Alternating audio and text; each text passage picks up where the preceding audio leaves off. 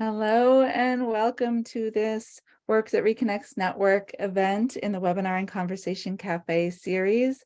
I'm Jo Delamore and I'm here representing the Work That Reconnects Network along with Sylvia de Blasio and Frida Nixdorf. So thank you so much for joining us for this series where we're offering a wide range of rich educational and supportive opportunities for our global community of Work That Reconnects facilitators, members, and friends of the network. Our intention is to strengthen the web of the Work That Reconnects community while continually reaching beyond our current edges to weave deeper connections with others who are contributing to the great turning in diverse and complementary ways.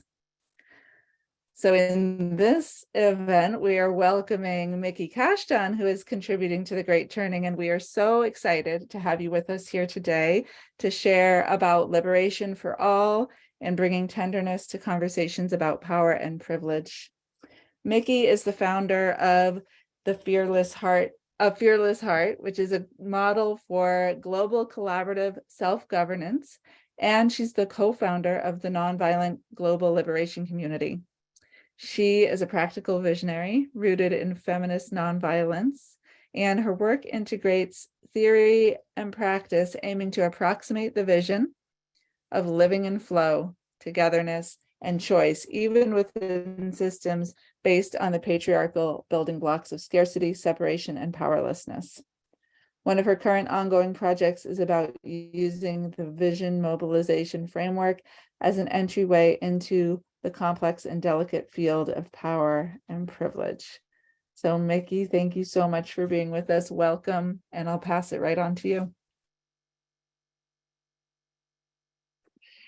Thank you, everyone.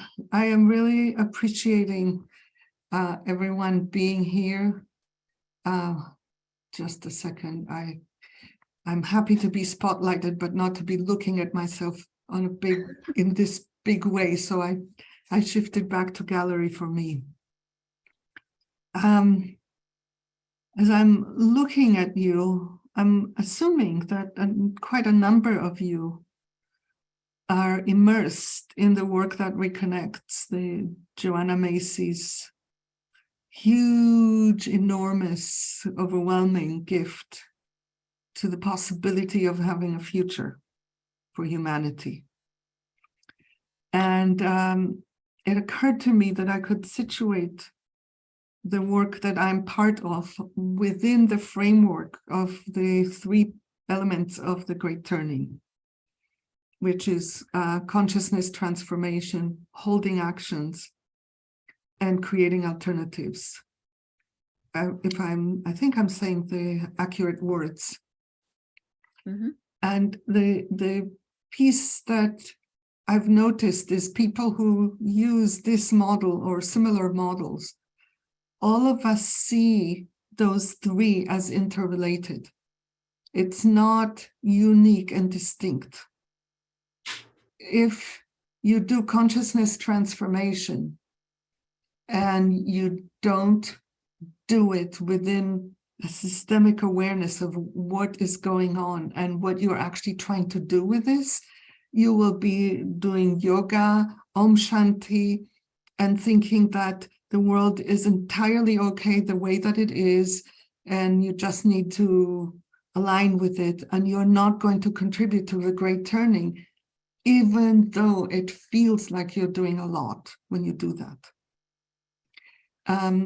If you are doing holding actions without consciousness transformation, you are going to recreate the structures even as you're trying to change them, if you don't also include consciousness transformation and an alternative way of doing the work that you're doing to try to hold actions. And if you create alternatives with the illusion that you can just create this intentional community or this production facility that will be different without tying it to the major obstacles that the existing systems create for any possibility of creating alternatives, all of our work will not amount to transformation. And this is a huge, enormous, ginormous, overwhelming puzzle that I have been saying now for a while. There's no one in the world who knows how to solve this puzzle. It's not like somebody knows how to do it and they're sitting on their secret and they will sell it to you if you come in with the right password or something. We just don't know. Even those of us who think that we can see, if we all did X, Y, Z, then the world will be different. We may be accurate, but we don't know how to get everyone to do X, Y, Z. So we actually have a collective low capacity in being able to figure out how on earth to get from here to something that works for everyone. And what that means, it's terrible news, but there's a kernel of good news within that. And that kernel of good news is that we get to decide what is ours to do within this puzzle. And unfortunately, I'm one of the crazy ones who cannot actually limit sufficiently what I consider mine to do. So I actually do work at all levels, all the way from having deep processes for individual inner work and transformation, from there to having participated in creating a model for global governance in which everyone in the world can participate in decisions that affect them, and everything in between. And where the work fits, and why I was proposing to Sylvia this topic, is that one of the stuck places, one of the things that we still don't know, and I'm not going to claim that I know, I just have a sense that I can look at little bits of it, is how do we come together across lines that were designed to keep us separate from each other? It's by design. It's like, if I wanted to keep people separate, I would create a whole lot of things that are happening now within the work that people are doing to try to transform relations across power differences, across privilege, across all of these things. The area is ailing, it's wounded. We haven't actually figured out how to do it. And I want to, peek at this and see what that deficit is made up of. And are there any bits and pieces that we can start tweaking that might give us more successful results? So that's what I will say by way of introduction. Wow, thank you, Miki. So much to digest, and we had 2 hours. I hope we can cover as much as possible.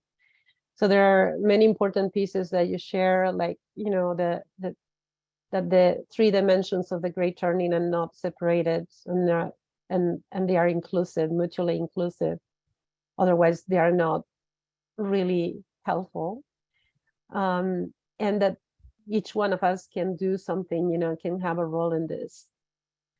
I'm curious about, something that you say about the design. And before I go to that, I would like you to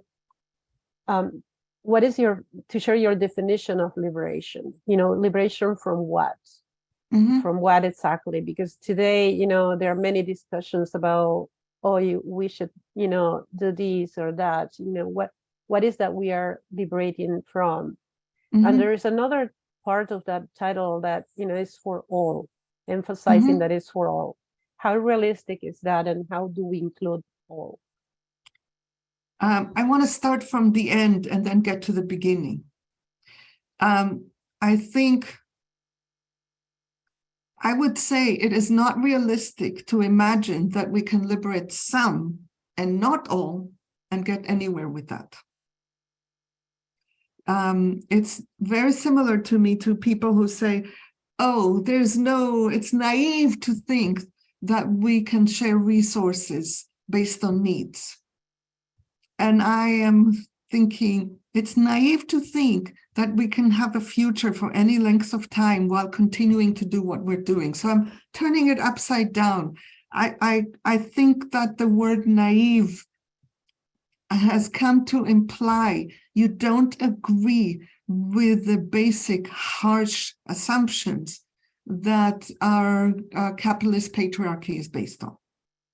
And it's true, I don't agree with them. And when you don't agree with them, you are called unscientific, naive, unrealistic, and all of those things. And I can put a badge. I'm naive and proud of it. I never thought of it. So now back to the question of what is liberation? And I've thought about this for many years, and I have a definition that isn't mine that I absolutely love. It comes from the work of a woman that is not well known. She died 30-something years ago with incomplete work. Her name is Ricky Marcuse. And her definition of liberation is the undoing of the effects and the elimination of the causes of all social oppression. And for me, there's genius in talking about undoing the effects and elimination of causes, because then you see them as two different things. And when we don't see them as two different things, it loops on itself as if there's no way out, as if oppression, as if a divided world, as if haves and have-nots are inherent, built in, woven into the fabric of what it means to be human. And that is what people who created the system, and it's not like somebody sat down with pencil and paper and created the entire system, but there are people who have been architects of this system. So, for example, a lot of people don't know that neoliberalism was designed by a group of specific individuals. They didn't have the power to implement it, but they designed it as early as 1938. They were getting together and doing the design and thinking about it. And then the time came in the 80s when the ideas were ready and were plopped and given, and they were experimented with first, not too far from where you come from, Silvia, and you may or may not know this. The first experiment was in Chile. After Pinochet was installed, this was an experiment of neoliberalism, of austerity measures, of certain forms of how things function. So it is by design, and that design intends to keep us separate, and that design requires us to believe in it. Because if we all somehow had a magic wand and all of us stopped believing that we are actually separate from each other, that there isn't enough for everyone, and that we are powerless to create change, if we all collectively stopped believing it, the whole thing would crumble very quickly, and we would be back to where we were before this whole thing started, and several thousand years ago, which is working with each other in communities and sharing resources collaboratively based on needs for everyone's well-being. That is what we are evolutionarily designed for. So how we function now in the way that I understand life goes against our evolutionary makeup, which is why we are able to do it, but we suffer from it. And it's not like just the people who are on the receiving end of oppression suffer from it. Everyone suffers from it. Some of us lose, and some of us lose and win, but no one actually wins and wins, because to win and win, we would need all of us to win. So back to the definition. So we have the causes and we have the effects. A lot of the work that is done in a lot of places that people are looking at these issues looks only at the effects. And when you look only at the effects and you don't have a deep analysis of the causes, it's much more likely that the causes of any effect will be put on individual people. Like, this person is a bad guy, or this person hasn't done their work, or any number of even more sophisticated things that don't get to the root of what is it that makes a baby, like any other baby that was born, into someone who can be clueless and defensive and entitled and all these things that we say about people. No one is born this way. If we don't understand the causes of why that happens, we are going to just be in righteous indignation and rage and feel satisfied that there we nailed that person, and we walk away from the conversation. We got them. No, we didn't. We didn't actually get them. Nothing actually changed. So for me, I want to slow it way down whenever possible. Not think that this one conversation is going to create the change and then be disappointed when it doesn't. And look at every interaction as an opportunity to learn, where does this come from?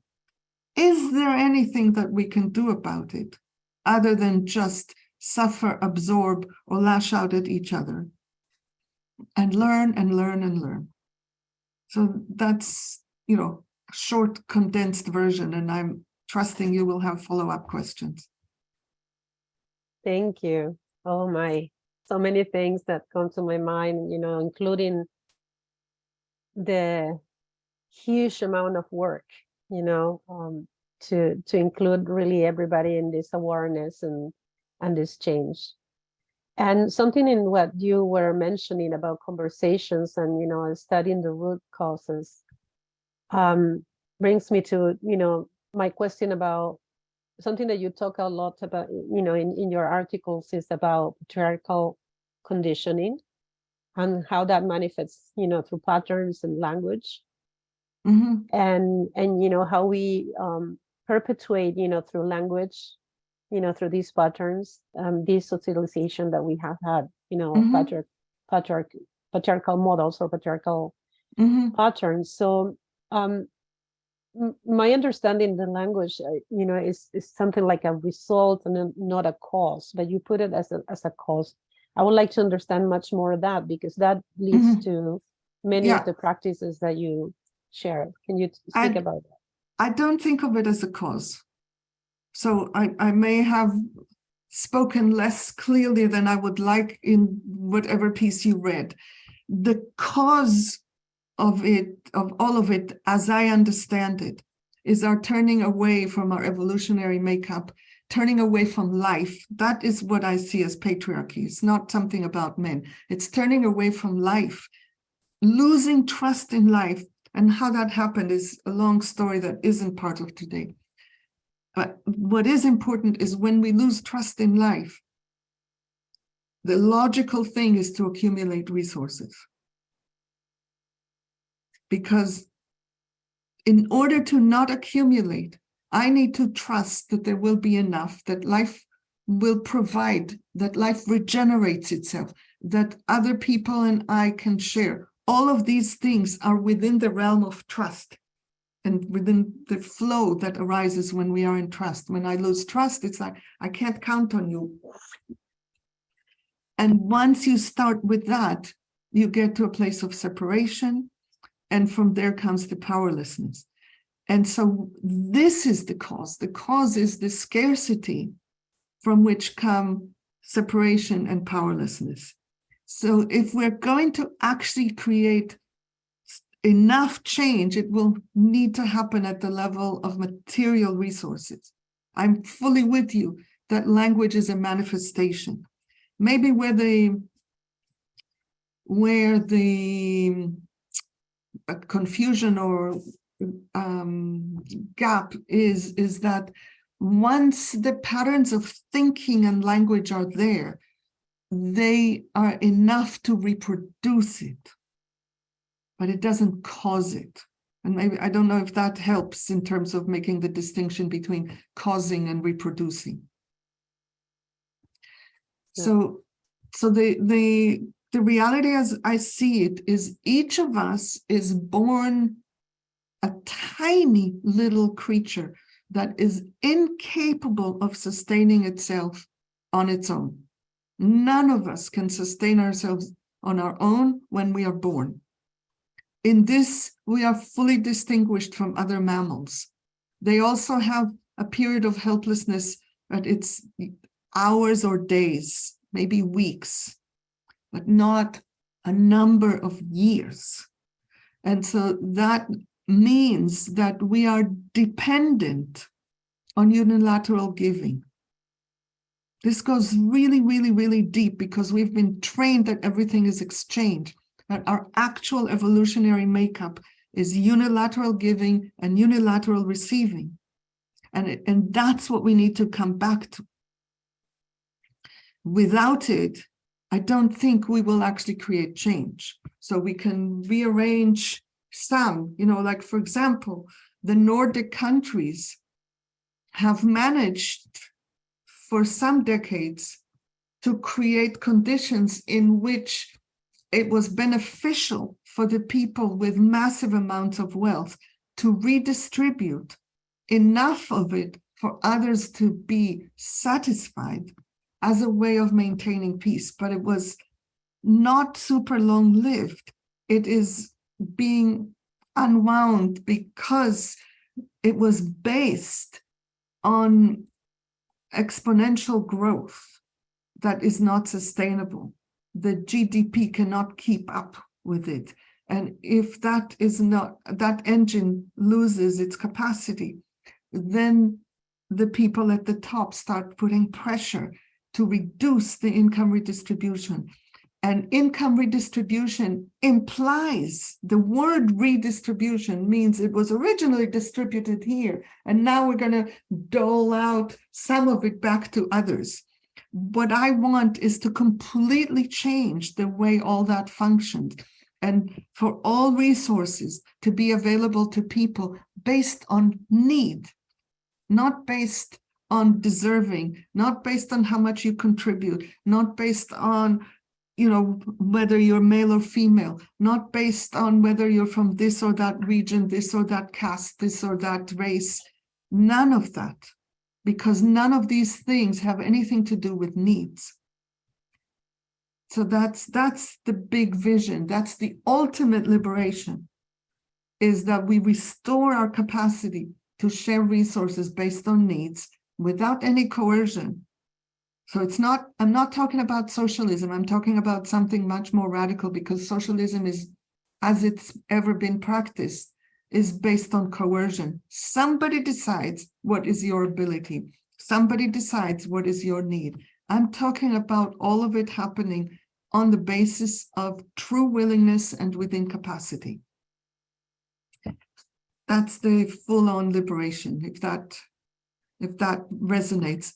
Now, what language and patterns of thought have to do with it is that the language and our ways of being encode within them the loss of trust, the either-or thinking, the right-wrong thinking, the mechanisms of control, the separation, the moralizing, the powerlessness, and I'm not being exhaustive. All of these things are encoded within our language. So unless we free ourselves from those patterns of thought, we remain beholden to our conditioning and our training, and it will persist, and then we will pass it on to the next generation. That's the place where patterns and language are crucial, because even if we do somehow manage to shift patterns of resource production, distribution, consumption, and all of that, if we don't also change our thinking and ways of relating to each other, then the next generation will recreate what we have managed to undo with so much labor and sweat. Does that help to bridge the gap, Sylvia? Yes, yes. And it brings me a lot of questions, but I'm going to pass it to Jo because I think she's tuned in as well. Thank you, Miki. Yeah, absolutely. Thank you so much for bringing it back around, those patterns and how they are self-replicating. And this ties really nicely into the next place we want to journey with you, because as we described this webinar, it was about bringing tenderness to conversations of power and privilege. So you're identifying power and privilege, the discrepancy, wealth discrepancy, class discrepancy, all of these separations, and all of these ways that power are representing themselves. And you're also identifying that there's not a lot of tenderness in the way that we think, in the way that we talk, in the way that we approach these things.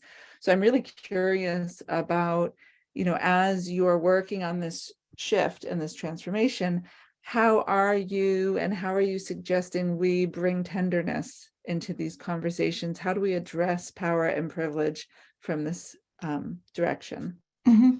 I want to say a tiny bit before I answer directly your question. And that is that tenderness is just one element of a larger category that I call the soft qualities. And a couple of years ago, I wrote an article that I called The Power of the Soft Qualities to Transform Patriarchy. And what I understood before and through writing this is that in order to transform the patriarchal field, we need to surround it with a field of love that is larger than the patriarchal field. Because if we do anything less than that, we are going to stay within it. So if we try to overpower the overpowerers, we are functioning on their terms. If we try to control those who try to control, we are functioning within. So for me, it's a key piece to the transformation is that we embrace the soft qualities. Tenderness is one of them. I'm not going to try to name all of them or be exhaustive. There's tenderness, there's vulnerability, there's humility, mourning, gratitude, a lot of things. And some of them I know feature right smack in the center of the Work That Reconnects. So we're not very far. Specifically, tenderness melts the distance and the separation between people.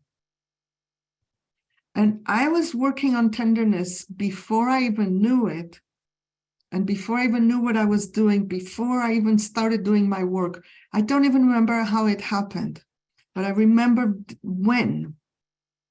It was in the 80s. I was living in Manhattan at the time, and it was a period of great yuppification, and a lot of things were happening, including masses of people coming to the streets. I don't mean as in protesters, I mean as in people having no place to go. And I started this practice of imagining people when they were born. Whoever I was looking at, if it was someone who grossed me out with their affluence, or if it was someone that I looked at and it's like, wow, what happened to you to land you here on the street? It didn't matter who. It's just imagining people the moment they were born and hoping that it is true that at least for a short bit of time they were loved. And that is a practice of tenderness that I would like to direct to everyone.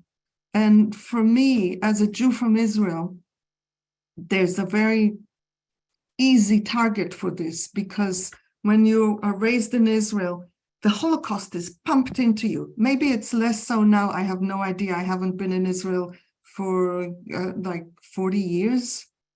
So I don't know. Like when I was growing up, that was like a formative experience. Everything was surrounded with the Holocaust. So for me, Hitler is a fantastic a useful learning tool. And one of my all-time high points in my life was when I read Alice Miller's For Your Own Good, which anyone who hasn't read it, I really highly recommend it, which starts with about 50 pages of quotes from child rearing manuals at the turn of the 20th century in Germany. Horrifying, horrifying. Not like one sentence quotes, several pages from each source, so you really get the full felt sense of the cruelty and the horror. And indeed, the subtitle is Hidden Cruelty in Child Rearing and the Roots of Violence. And she has these 50 pages of quotes, and then she has 3 case studies. The second case study is Hitler. When I was able, without effort, it just happened, to feel heartbreak compassion for 7-year-old Adolf, I knew that she was onto something. He was a human being like me, like you, like Frida, like Michelle, like Lisa, like Elisa, Katrin, Kirsty, all of us. We are not a different species from Hitler.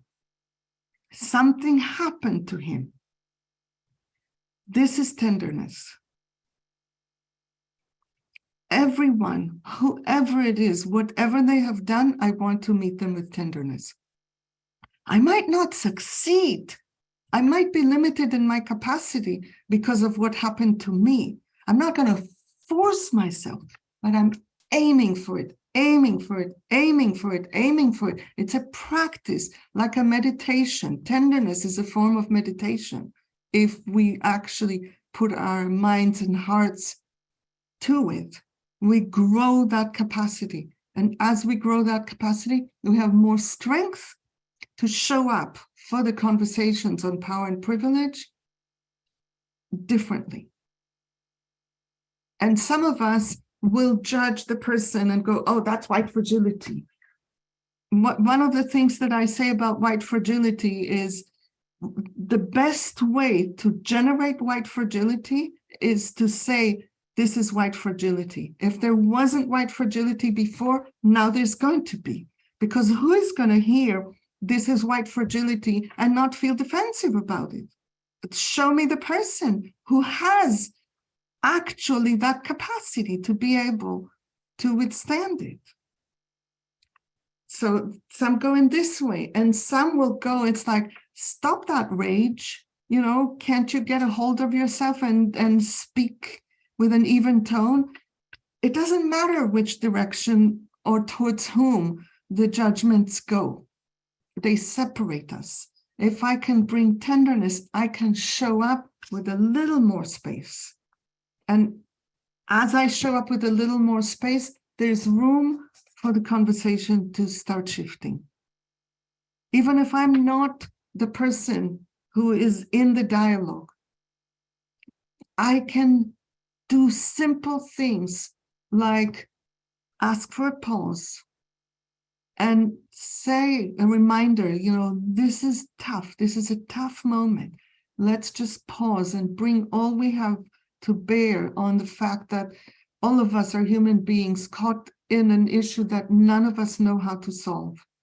And breathe a few seconds and let's continue with the conversation. Even if we do something like this, it begins to shift the conversation. And a lot of us just freeze in those moments and don't know what to do. So tenderness is one entryway. Beautiful. It's not the only thing. What I said is not the only thing. It's just a piece of it. Yeah. Yeah. I really appreciate you sharing that very practical, very simple tool there. Because I was going to ask a follow-up about that, like what does this look like in the moment of a conversation? But pausing and naming, and one thing I'm just kind of noticing as you share that is that it really requires tenderness for ourselves as well. Bingo. Because Yeah. we have that tendency to freeze.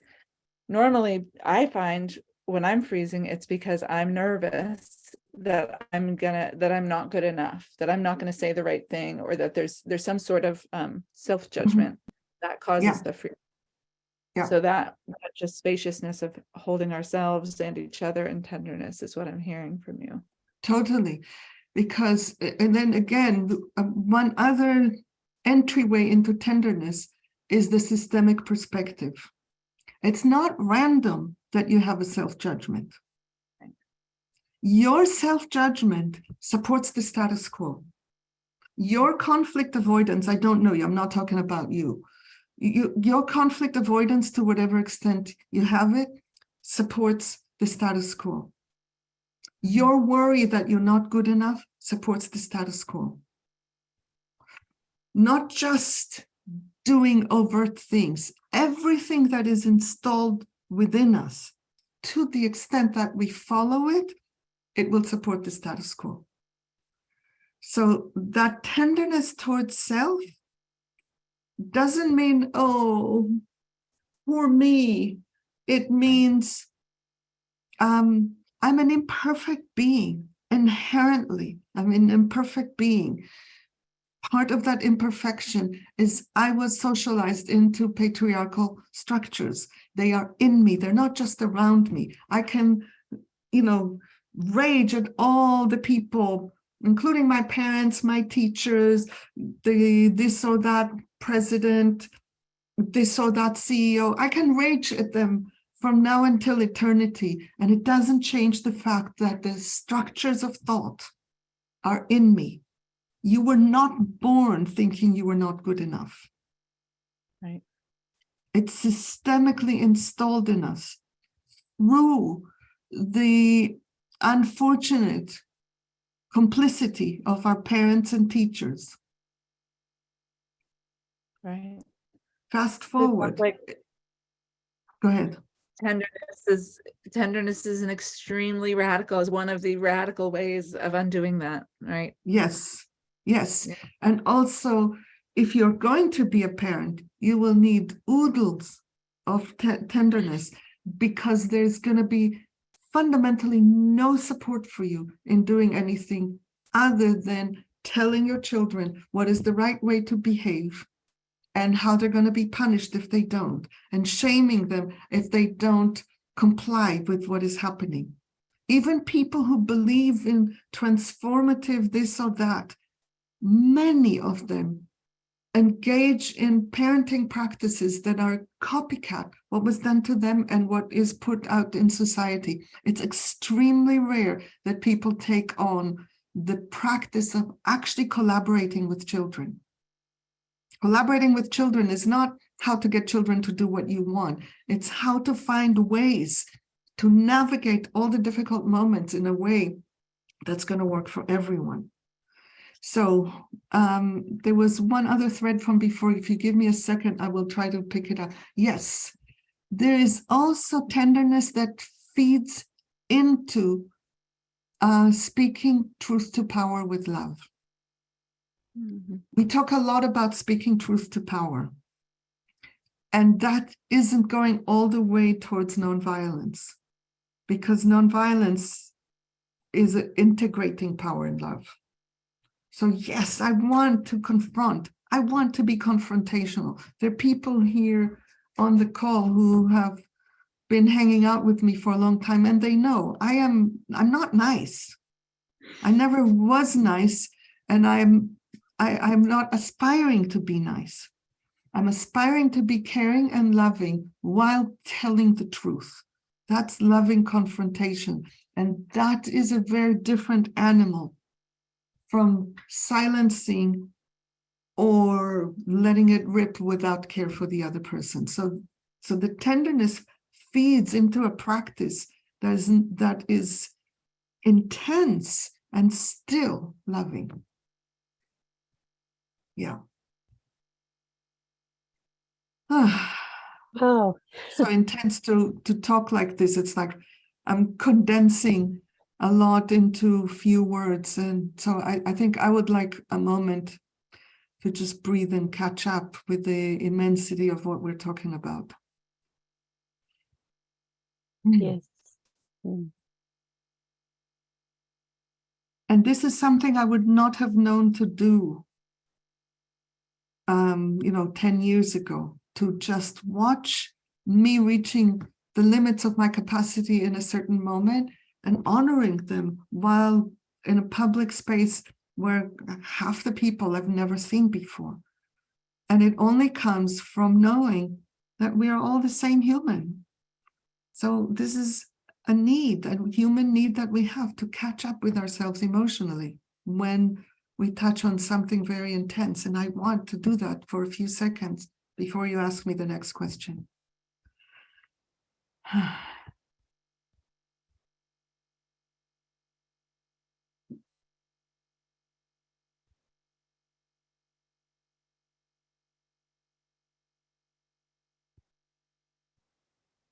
All right, thank you. I'm ready. I just went through the screens and looked at all the faces to remember we're in this together.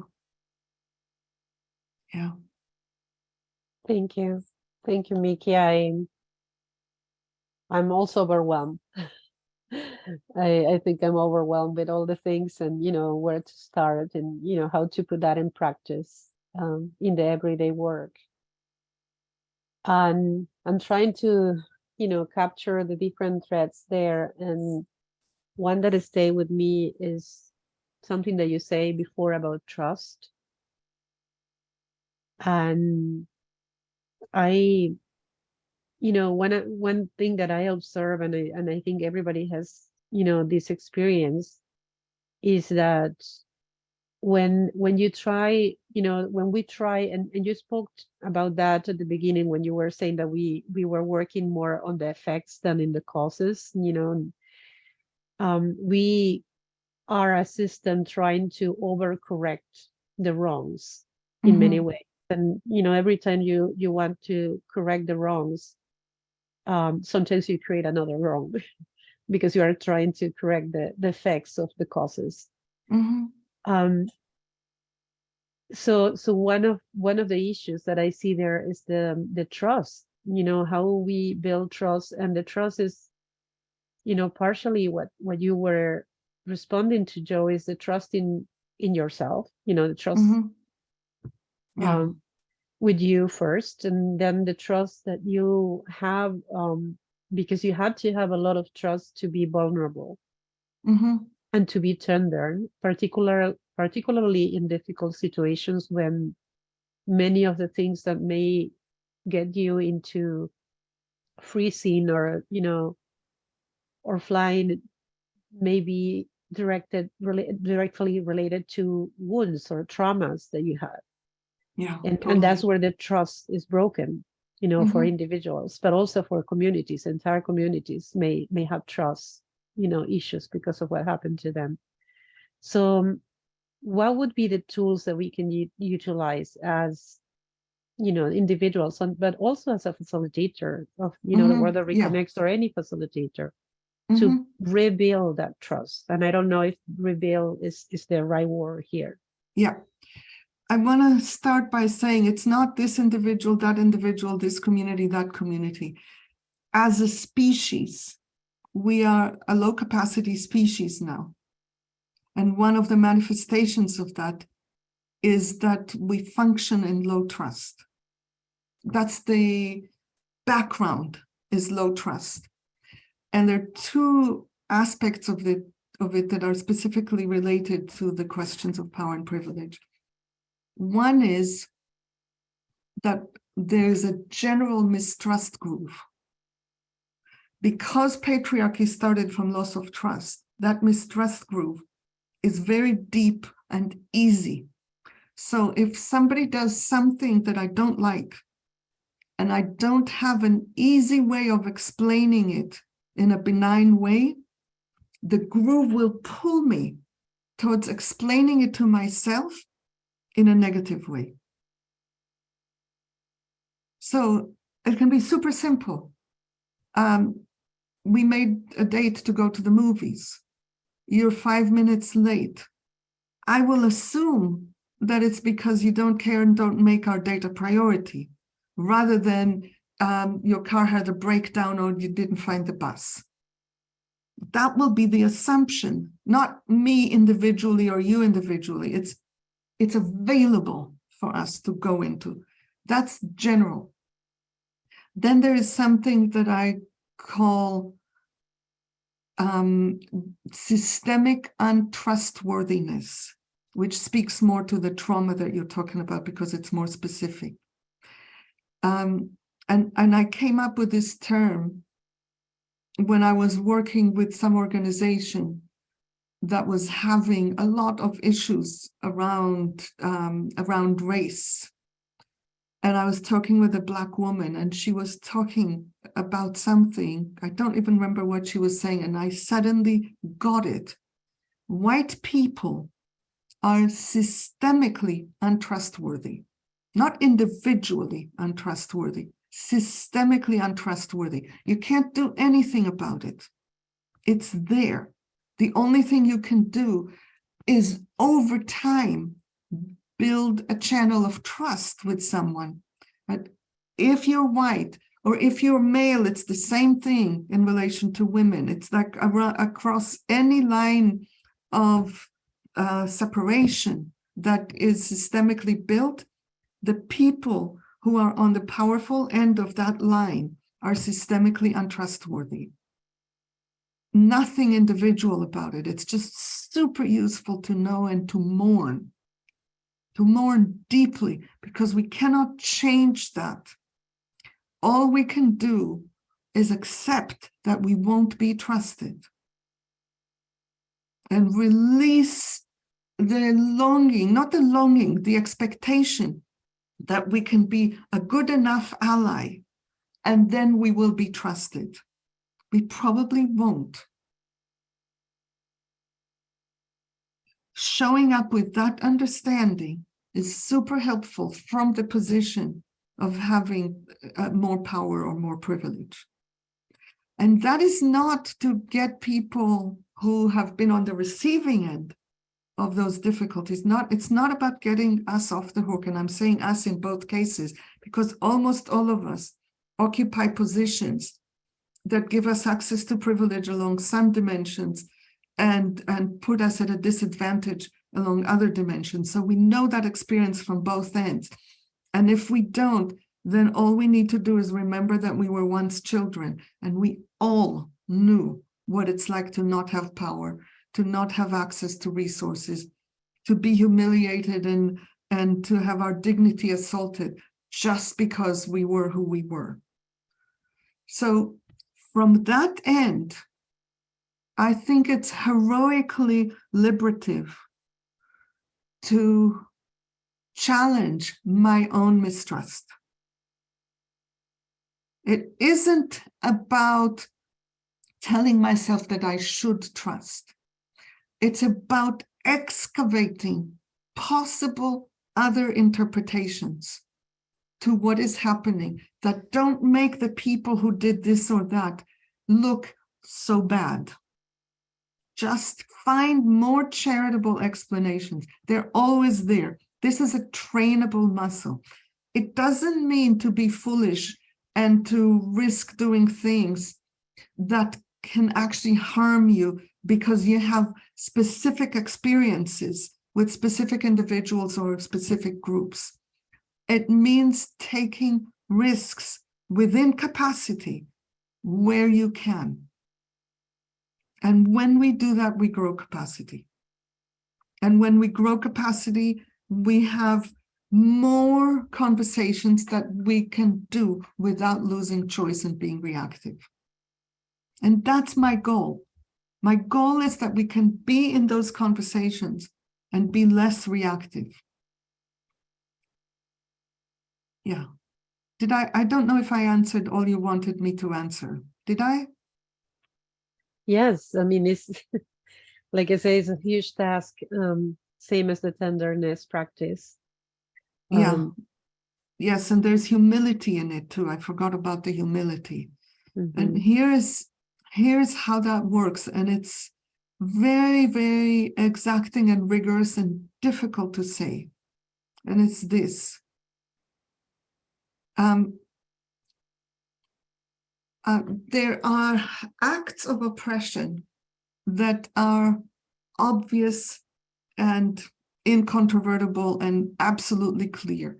When Israeli soldiers, where I come from, ask Palestinians in checkpoints to take off their clothes and to be on their knees and to empty their bags, and they kick their things and push it out of the way, there's no question that we are looking at an instance of oppression.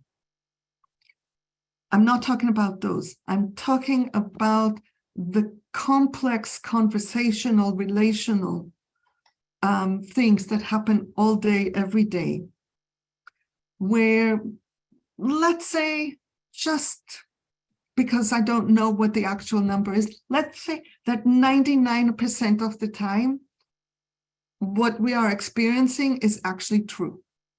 There was implicit bias, there was unconscious intention to assert control or whatever, any of the things that we would interpret. Let's say that we are right 99% of the time. There is that 1% when we're not, when it actually is something else. And part of the brutality of oppression is that we don't get to know when it's so and when it's not so. And so much of the time we're left guessing. And that guessing is exhausting. Exhausting. Did they actually mean it that way or not? Am I overreacting or not? Oh, it totally drains the energy. And still within that, I want to maintain my humility. And I see how hard it is. And the humility is to say, I don't know.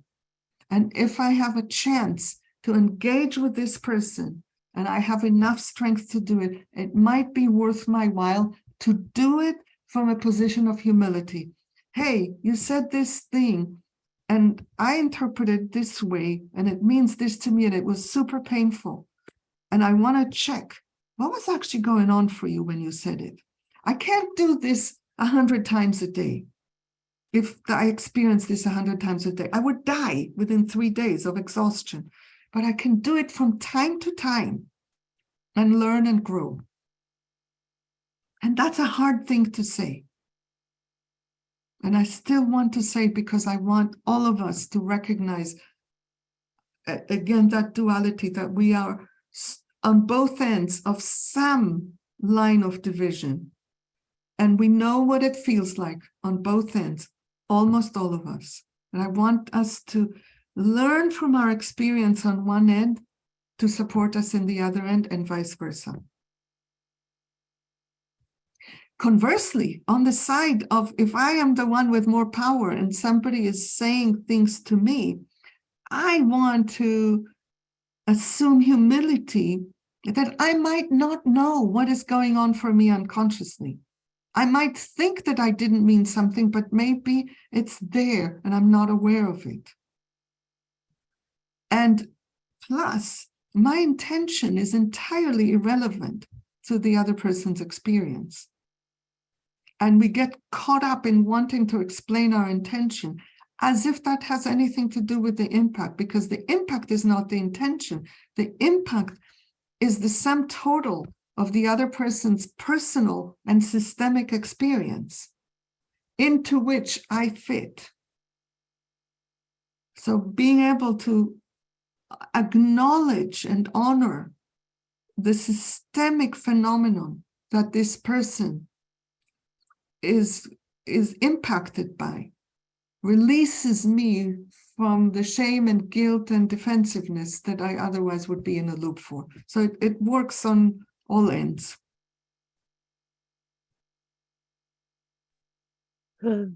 Thank you. Thank you, Miki. So many things to think about and to, to reflect, and so much work ahead.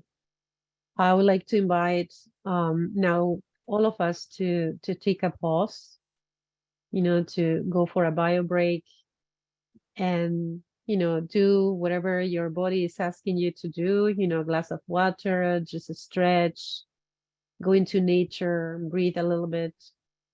We're going to convey here again in 5 minutes, and we will be taking questions from all of you. So thank you all. We'll see you in 5 minutes. Thank you. Thank you. See you. So before we continue, I invite you to all just, come back to whatever you are. Maybe look at the screen, look at the faces of the different people who are showing up today. And the commitment and curiosity to tenderness and rebuild trust and change patterns and language of all the people who are showing up today. And those who are not showing up, but who may be watching this recording later. So they're here with us as well. Thank you. Thank you all for being there. So now we are going to start taking questions. And the way that we are going to do that, you can raise your hand by using the reactions at the bottom. Because we have more than one screen, so we may not see you if you raise your hand physically. You can also post the questions in the chat, and between Joe and I, we're going to be collecting the questions and inviting people to speak.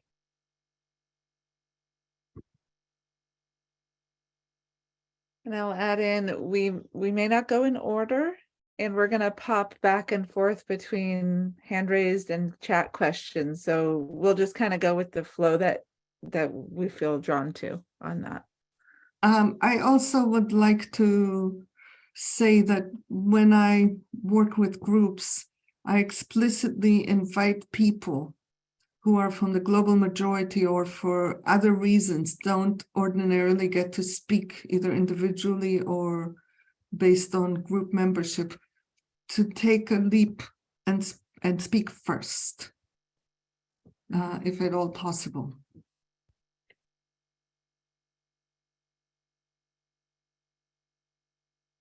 Thank you, Miki. So we're going to give a few more seconds for people to either post your questions or, if you want to ask a question, to raise your hand.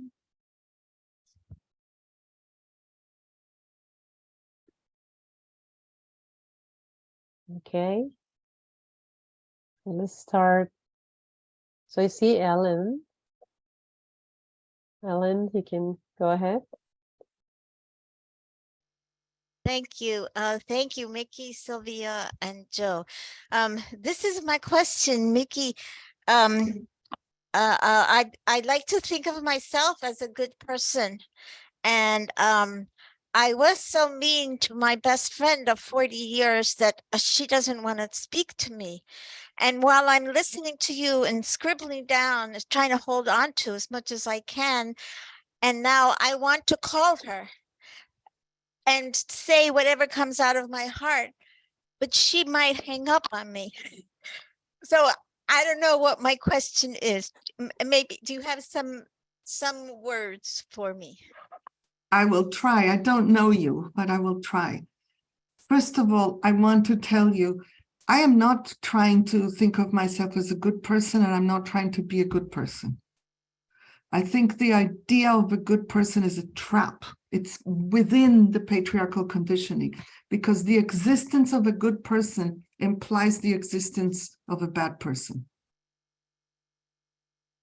So what I'm trying to be is a person that I try to listen to the deepest layers of my being to bring forth the deepest truth that lives in me with the most care that I can muster. And with that, I'm satisfied. That's number one. Number two, I want to see if I understood correctly. Are you telling me that a friend of 40 years decided to cut off the friendship with you? Yes, because I was Unkind. That was what this person said. Yes. So you happen to be speaking to someone, me. I have a karma of losing people in this kind of way. For decades, it's happened a lot to me. So I first of all want to say that I have a visceral sense of the shock of it, especially hearing that it's after 40 years of close friendship. So I want to take a moment just to hold and let reverberate the intensity of that. And I'm wondering within that if you've actually allowed yourself to mourn the loss.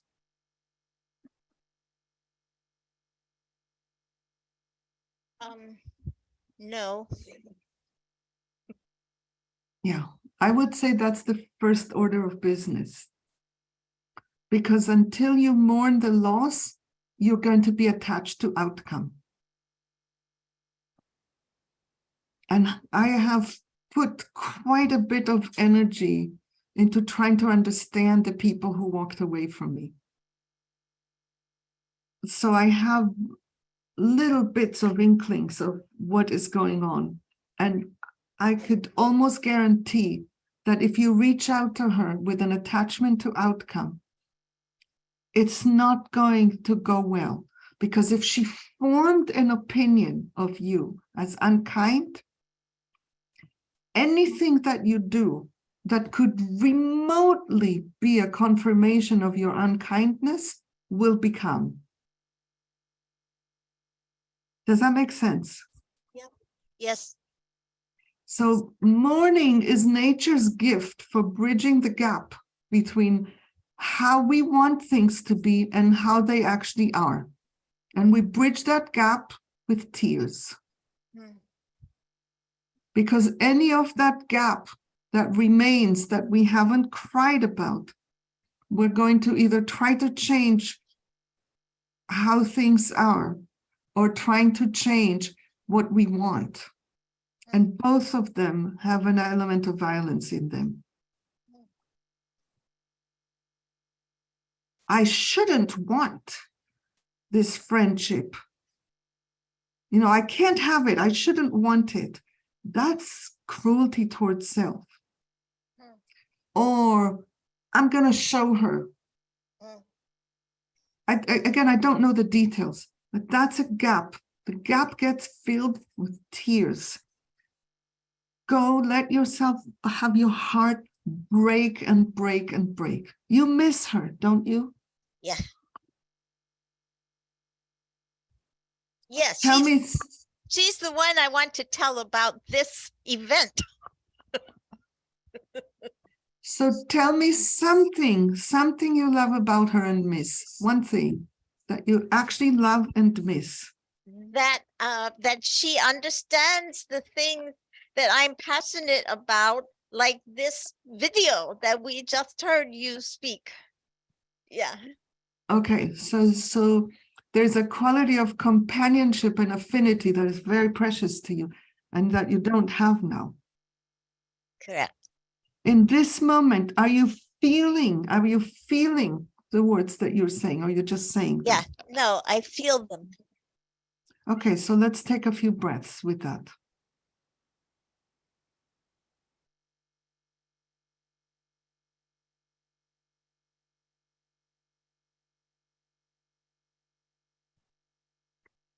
Next piece is for somebody to call somebody else unkind after 40 years of friendship. Something big must have happened for her. And that big something might have been all at once, or more likely, over many years, there were things she wasn't saying. It sounds like you think it's the second. Yeah.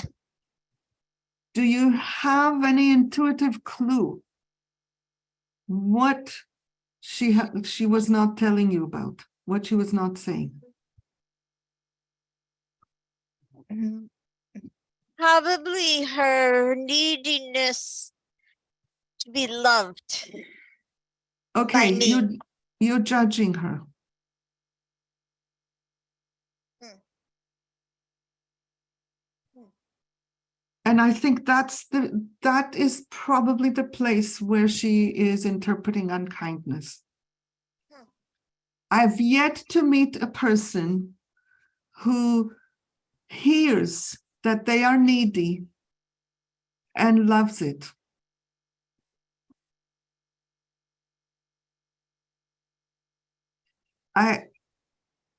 So here's like a very crude general principle. It's not like precise, but I think you'll get the point.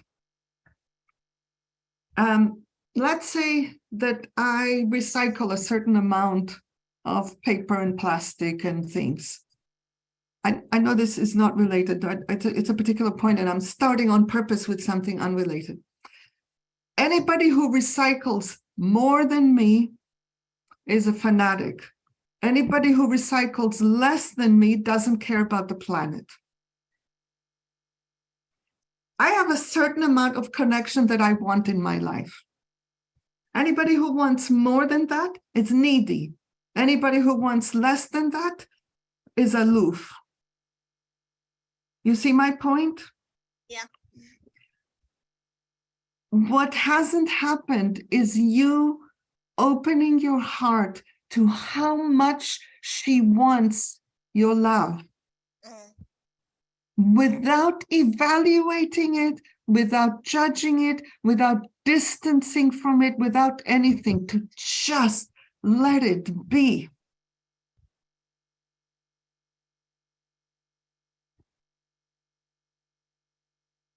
You feel the difference? Yes, I do. So, without knowing anything, my first draft advice would be that you write her a letter, not call her, write her a letter. I would even say old-fashioned physical letter on paper with a stamp with your handwriting. And you say, I can't know, of course, but I have a guess as to why you've walked away from me. My guess is that I have not made it okay for you to want my love as much as you do. And probably I haven't made it okay for me to want your love as much as I do. And so, despite our deep love of each other, we didn't actually become as intimate as we could be. And you reach the breaking point and you can't handle that anymore. I get it. If that's it, I get it. Would you write me back and tell me if I'm on track or it's something else?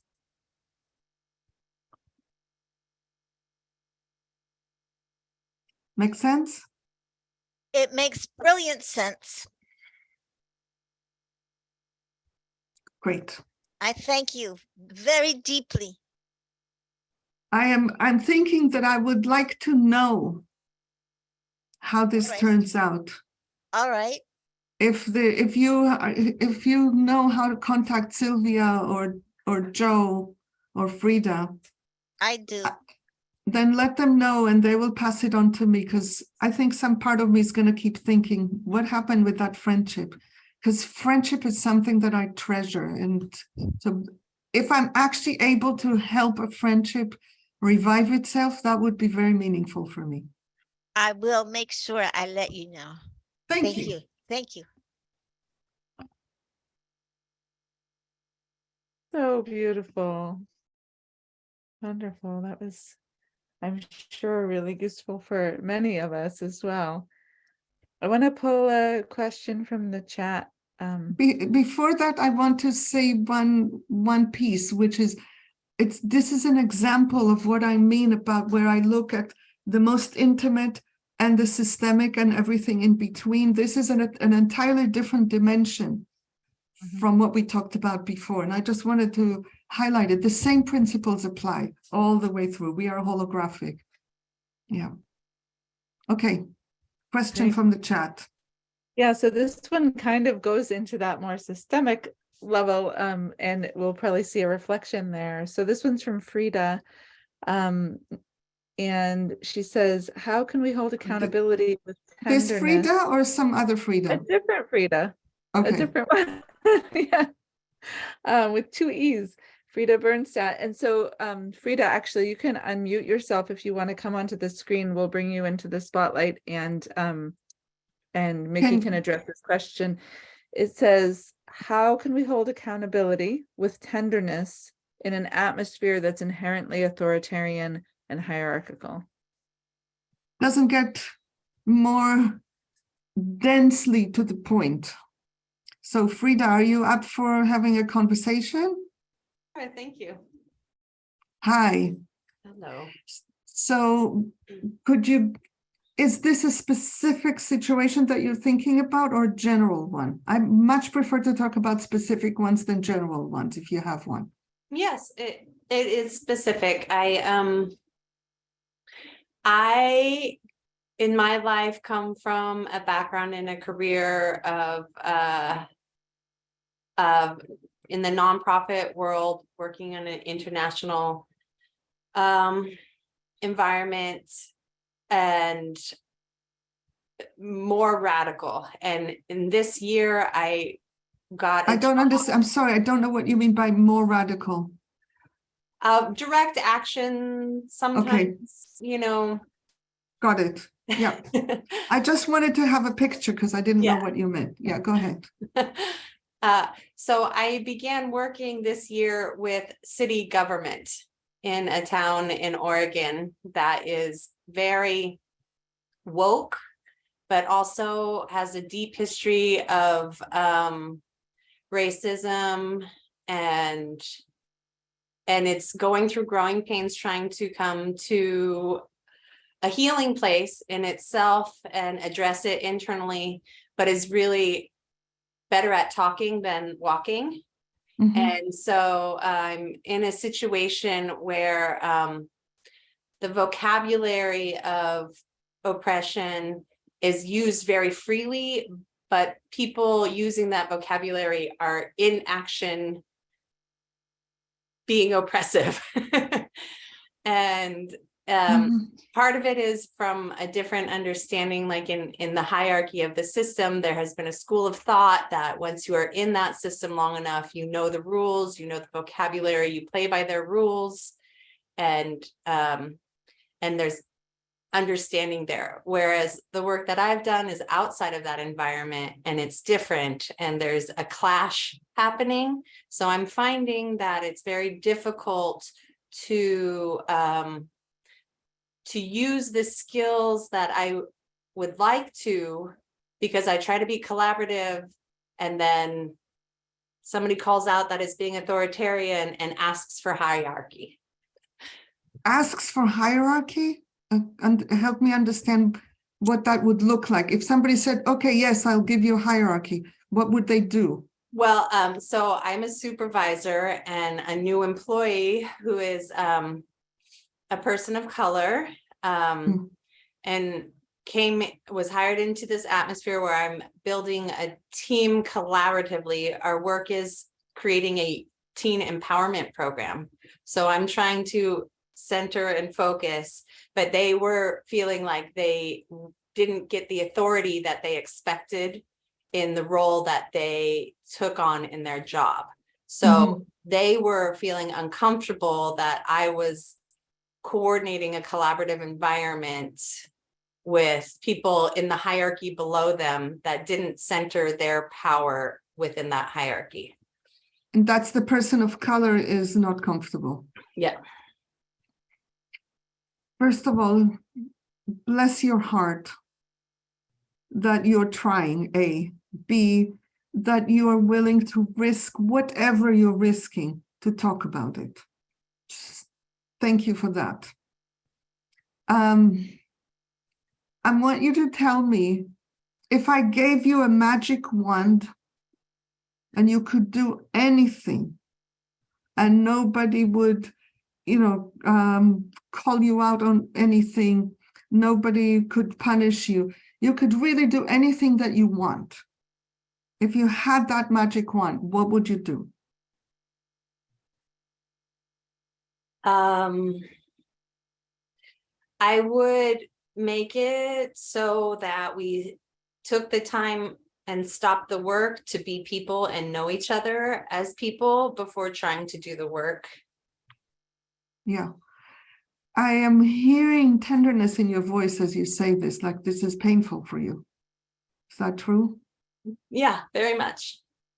Yeah.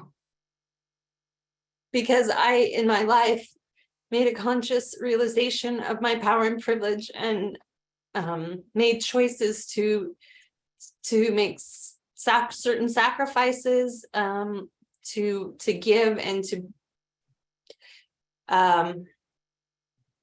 Yeah, I don't need to hear the details. yeah. I just want to be with noticing that getting the magic wand opened you to mourning.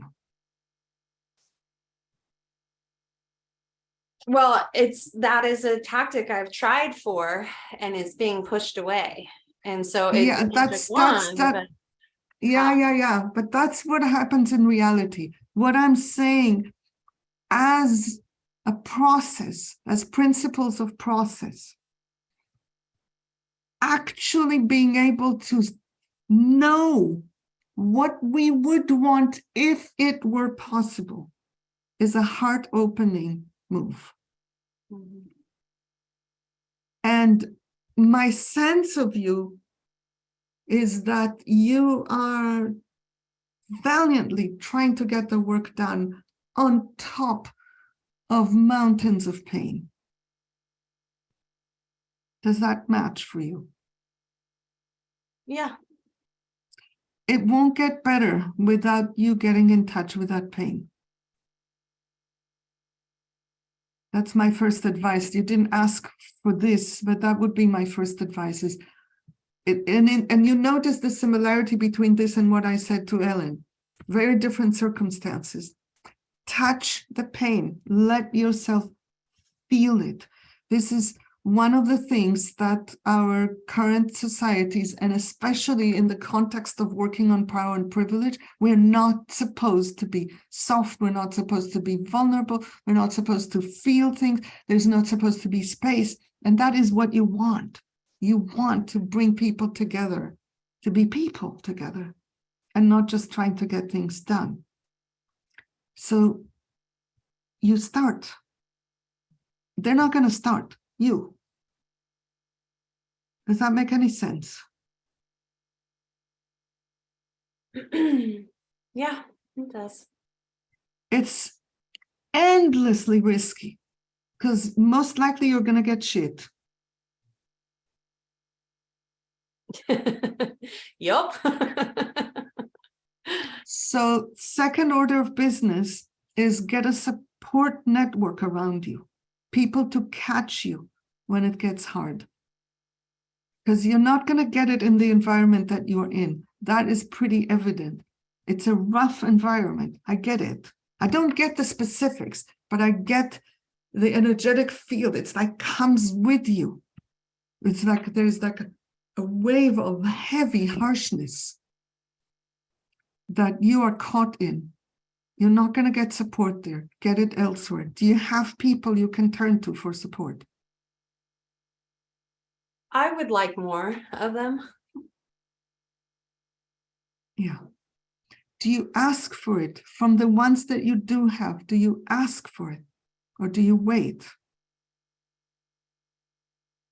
I think that there's a select few that carry the burden more than they want to, but most I don't ask for it. Yeah. There's no way to have more support without asking. I'll tell you a really intense, unrelated story, but you will see the connection. A couple by the name of Pearl and Samuel Oliner did a study. The book that they wrote is called, I think, something like The Altruistic Personality or some such thing. Their study was about what was unique about people who saved Jews during the Holocaust. What was different about them from those who didn't? And if you know anything about social science, usually people talk with 40 people and think that they have something enough to write a book about. They talked to 400 people who saved Jews and 800 people who didn't to do their study. That's a big, massive amount of study. And they looked at everything, class, religion, where people lived, all of these things. Nothing predicted the difference in terms of prediction as they talk about it as social scientists. The two variables that I remember from what I looked at are both stunning. One of them, and the reason I'm telling you this story, is those who saved Jews were asked to do so. And if you think about it, just imagine it's World War II. How likely are you to walk up and down the street and say, is there a Jew I could save? Not very likely. But if somebody comes to you and says, and it usually was that way, I have a friend that I need your help with, you're much more likely to say yes than to look for such a person. That's the relevant piece that I want you to really take in. Is it hitting you? It is, but it's also difficult because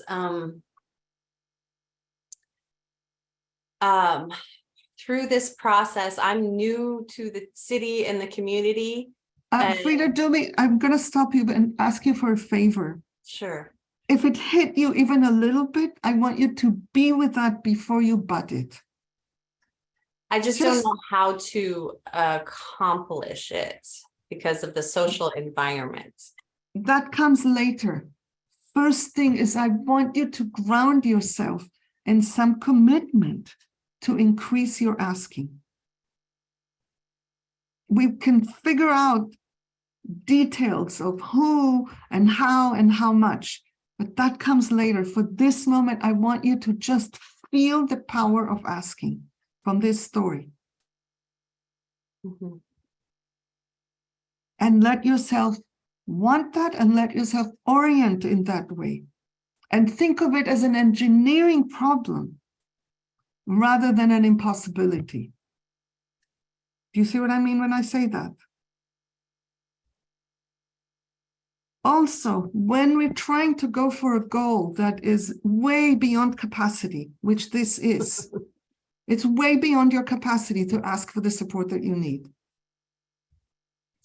But if you're now asking for an X amount of support, and let's say that the amount that you actually need to be asking for is 5 times X, which is way beyond your capacity, X plus 5% may very well be within capacity. Then just do that. And when X plus 5% becomes integrated and comfortable enough, then go for X plus 10%. Do you see what I mean? You build capacity over time. You cannot jumpstart yourself to where you want to be, but you can build. Mm-hmm. Thank you. We're not done. That was part 2. Part 3 is finding who are the people within the institution who are the closest to where you want things to be. Nobody's right there, but who are the closest to it? There may be 2 or 3 that are less harsh, less hierarchical, less something or another than the rest of them. Call a meeting with those 2 or 3 to strategize, but only after you've done some mourning and you've gotten yourself a bit more support. Mm-hmm. Does this seem doable? Over the long term, it does. Yeah, that's all we have. There's no overnight solutions to these problems. They don't exist. If they existed, we would have already figured it out. Thank you for taking It's- my question. It is so refreshing when we realize that we don't know. It's like, I don't know. I'm just trying, experimenting and learning from every little bit of experimentation. Joining me? Great.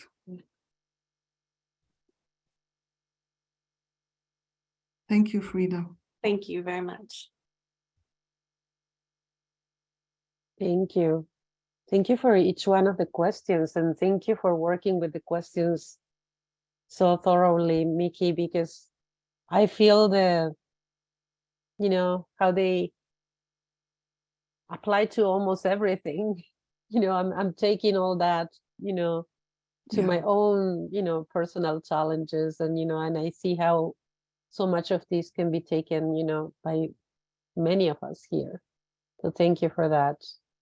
And thank you for those who were brave enough to, to be there and ask the questions. So we have another question. Anna, you can go ahead. Thank you. Hi, Miki. Thank you so much. I am wondering about having and initiating and then having conversations about power and privilege, and maybe pointing out necessary and uncomfortable truths about power and privilege with specific individuals who have the power and privilege and power over me if I'm initiating that conversation. And I have, in the last few years, have been doing a lot of work in accepting that I only have control over how I show up. You don't even have that. Right. Okay, good. Thank you. But I have some amount of choice in that. Yes. Right. And accepting that I have absolutely no control over how someone reacts. And that has been a big place of growth for me. Totally.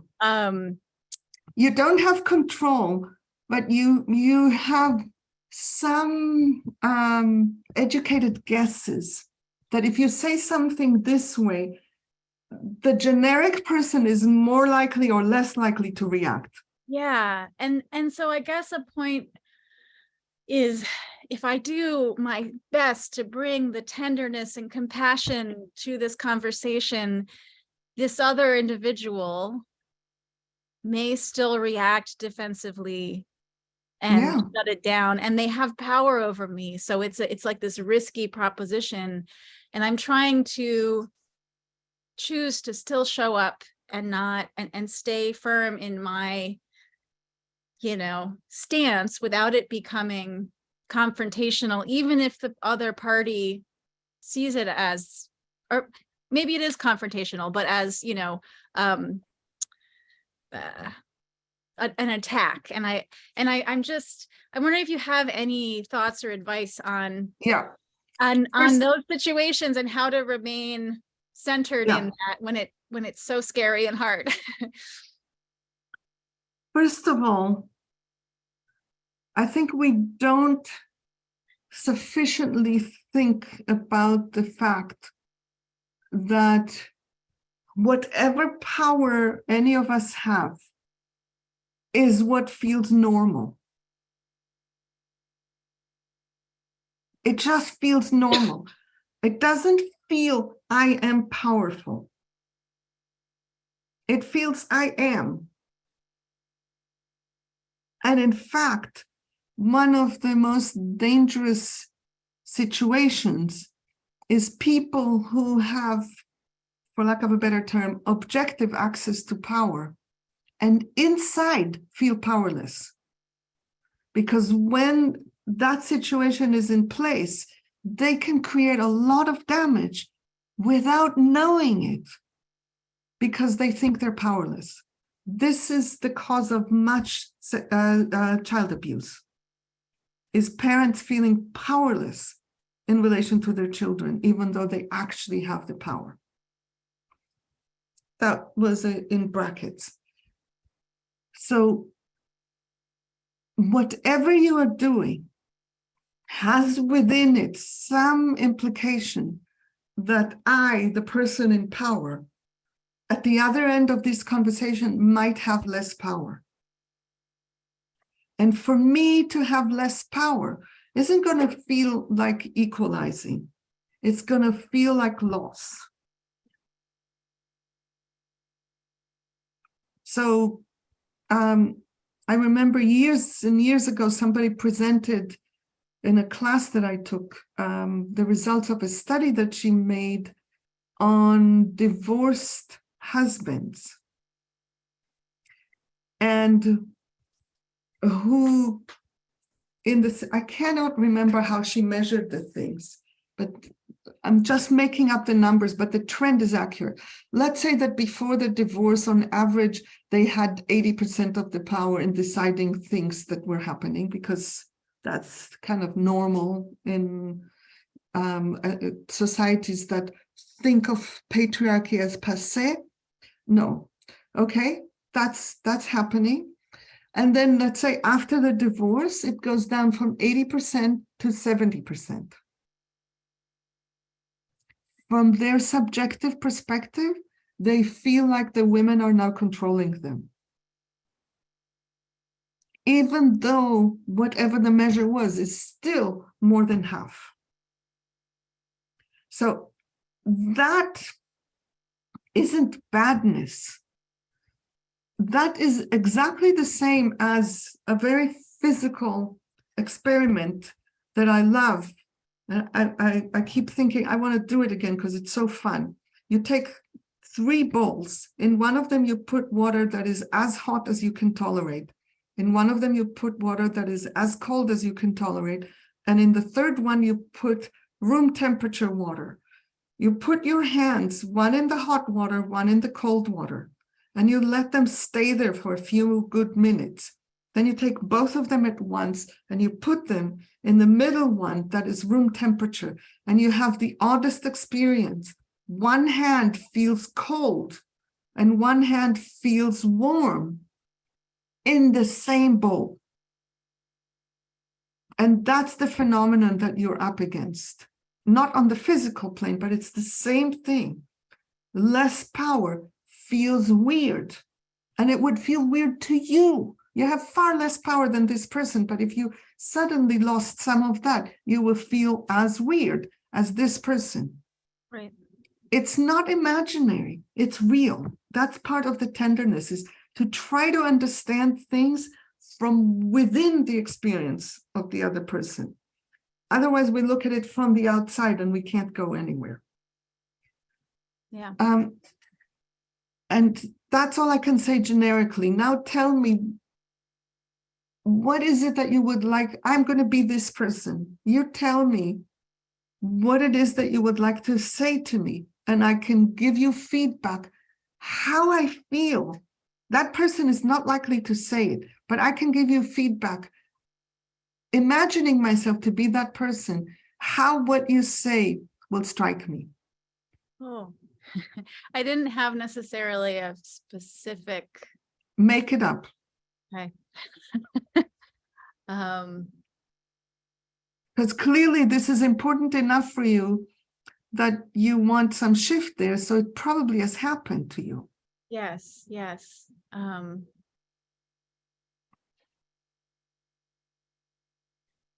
Sorry, I'm trying to generalize a bit here.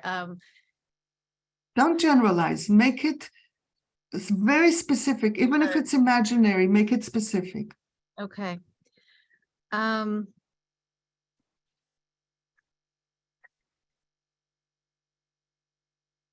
Well, this is about an organization, and Who am I? Who am I? Just tell me who I am. you are the leader of this organization. Okay. And I want to bring to light the need that the staff sees to have more fair pay and also You cannot get me to listen to you by talking about fair pay. Okay, yes. Because when you say I want fair pay for the staff, what you're telling me is that what I am doing with the staff is unfair. Right. Okay. Well, and this is actually an issue in which I have been able to get some progress, actually earlier today, on that issue. So maybe that's not the one to bring up, because I've been persistent and have gotten through. And I think, sorry that I'm getting so uncomfortable here. It's completely understandable. Yeah, I'm also aware that it's recorded, and I think that's fine, but I'm just feeling aware of that. So I think also it's a matter of how power is distributed in the organization. And so I'll give you a hint. yeah, The more you talk to me about specifics that you want, right, and why you want them in terms of what benefit they will deliver, rather than talking to me about how things should be, the more likely I am to listen to you. right, right. So talking to me about how power is distributed, it's again like, oh, you're telling me that I'm doing it wrong. Right. Yes, I know. And honestly, I don't think this is how I would frame it. I'm sorry that I'm getting kind of, Okay. It's hard for me to give a hypothetical. And I feel uncomfortable getting too specific, I think is Okay. So let's take this example, and now we're not talking about you. okay. Let's say you want power to be more distributed. You can't say that to me. Right. If I am in any way caught up in some attachment about holding on to power, talking to me about distributing power is not going to reach a place of collaboration in me. Right. So you need to tie it to some, I'm not talking to you. This is like, now I am generalizing. Okay, thank you. Well, I'm talking to you because you raised the question. So I'm going to continue to dialogue with you, but I'm not making any statement about you or this organization or anything, because I really don't know. Right. So it would work to tie what you're asking to a shared purpose that we have. So, for example, let's say the shared purpose is wanting the people who work at the organization to be highly engaged and take initiative. That is something that a lot of leaders complain about. You know, these people won't do anything. Mm-hmm. So if you come to me and you tell me, you know, I know that you want more engagement from the people who are working at this organization, and I've given it a lot of thought, and I have an idea of how to accomplish this or how to support it possibly in happening. And I have a sense that it might be uncomfortable for you, and I still would like to propose it in case it is helpful. And the idea is to think through what are authorities that different people in the different roles that they have would need in order to feel more comfortable initiating things. Are you open to having that conversation? Then it all flows based on a need that makes sense to me. Right. That's great. I love that framing. Yeah. And I feel like I'm getting further along in my ability to do that. But it's hard, right? I want to totally go hard. to the negative and anticipate the defensiveness, and, you know, just set myself up for this isn't going to work. And I appreciate you modeling how to frame it, because I know that, but to really embody it takes practice. Yes, it definitely takes practice because it's unprotected also.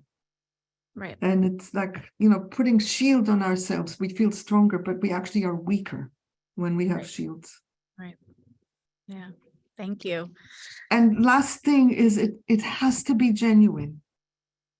Because if it is manipulative, it won't go anywhere. Right. It has to be coming from your heart, where you really see, you trust that the person really wants it and is just misguided, uneducated, has never tried it, is frightened or something, anything that could be true of any human being, and not because he is the person in power.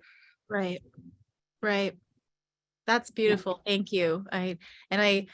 Something that I've learned in the last few years too is how like my own developmental trauma has showed up and made me manipulative in situations where I never would have thought of myself that way, And so that's a place where I'm learning and growing as well. So thank you for calling that out specifically.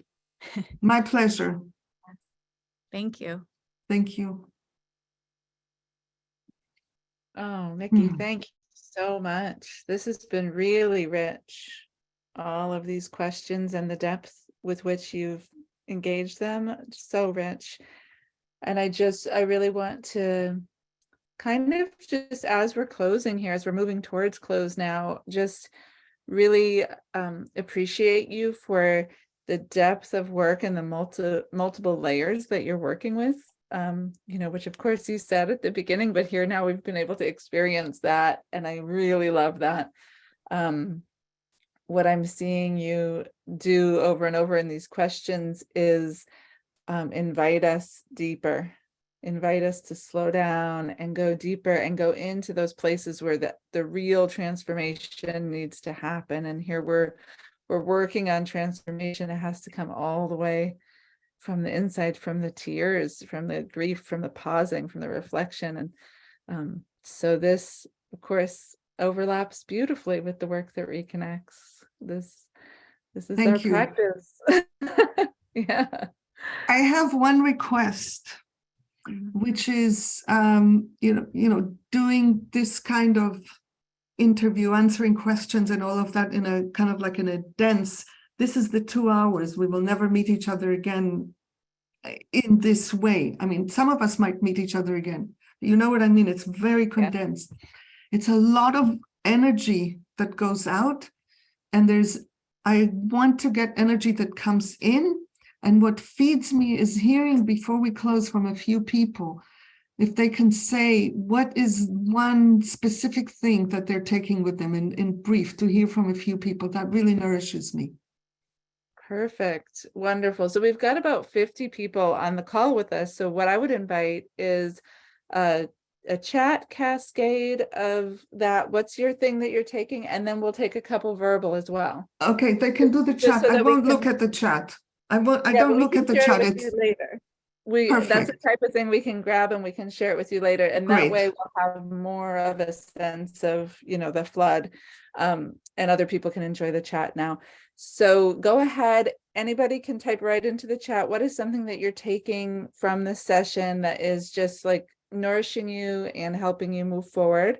And then while we're looking at the chat we can bring a few brief shares verbally too. Yeah. Sylvia, yeah, you brief can... so that we could hear a few. Thank you. Yeah.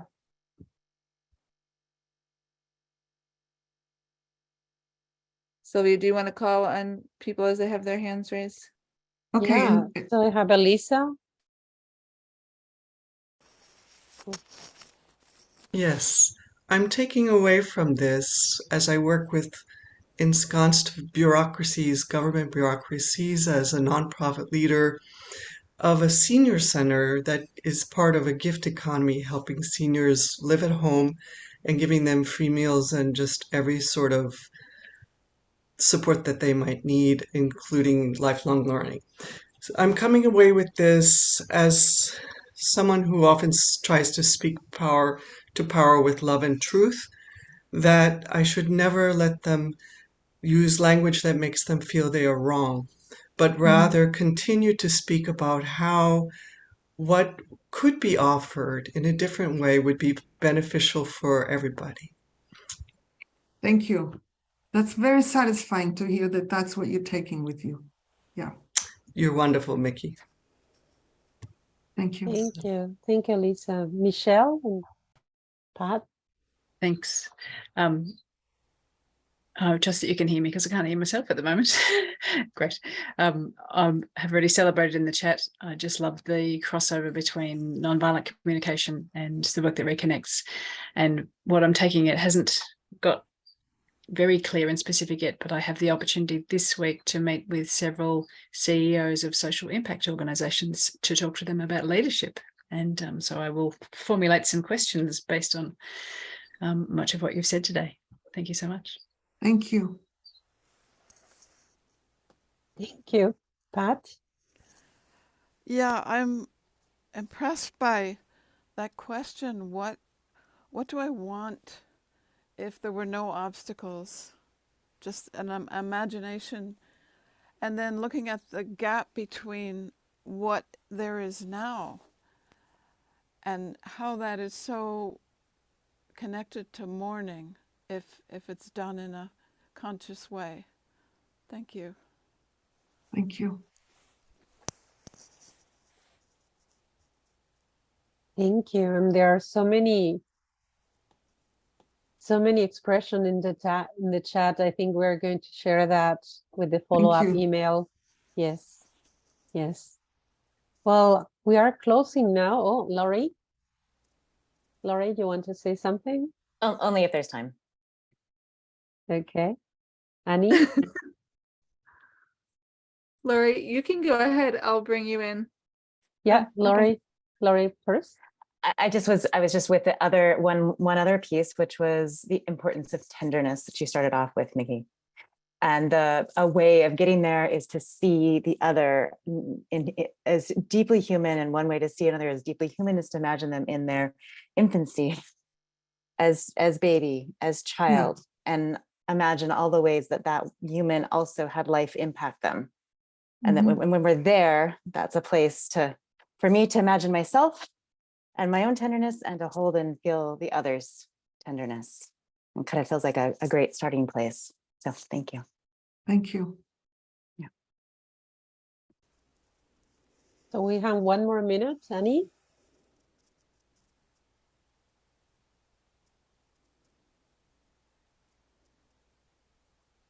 Okay. The gift I received is the fact that my feeling, my pain, and my mourning empowers my magic wand. That's great. I love it. What I got. Thank you. You're great. Thank you, everyone. It's been amazing.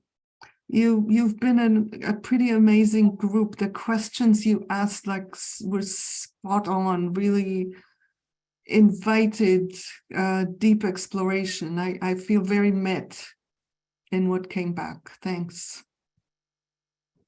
Wonderful. This has been very special, Miki. Very, very special. And I invite you all to just unmute yourself and just say something in your language, and we're going to end with that. I've got Gracias, some Miki. closing Thank you. announcements Thank you after that. so much, Miki, for your Bye. generosity Thank you. and detail this and just sharing. Thank you. Be well, everybody. Thank you. Go well. Thank Thank you you. for the Huge exquisite thank you. attention. Yeah. Lots of love. Beautiful. We'll Exquisite stay around listening. for just one moment if you all can. We have a couple of closing announcements we'd like to do before we leave. Would So you we like me just to stay for any reason? Yes, please. Yeah, actually, if you could stay after, we can just give you a little thank you. But I just want to thank everybody for joining us today. And I've put a link into the chat. If you want to learn more about the Work That Reconnects and the Work That Reconnects Network, you can follow that link. If you're not already a community member of the network, then you can follow the second link that's in there. We love to grow our community and to provide these kinds of resources to you. We also have a survey after each one of these webinars. It's super quick, it's anonymous, and it is a great way of letting Miki know how this was for you, letting us know how this was for you. We will share the feedback with Miki, and if there's anything that we could do to improve, we'd love to hear it. Also, if there's any particular insights you want to share, that's a great place to do it. You can keep the copy of the transcript from today's webinar if you'd like, with the instructions that I just put in the chat. And if you want to keep the chat, you can save it by pressing on those three little buttons next to your chat. We will, however, grab some of the key resources and put them in the follow-up email. But if you want the chat altogether complete, you can follow those instructions. And one last announcement, we want to let you know that we are going to be hosting a conversation cafe to continue this conversation. When we have a particularly awesome webinar, we like to connect it to a conversation cafe so that we have some time to go a little deeper and just chat and kind of play with the content. So on December 9th, in the Western Hemisphere, the 10th in the Eastern Hemisphere, we will be having this conversation cafe, and you can follow that link in the chat for early registration if you'd like to do that.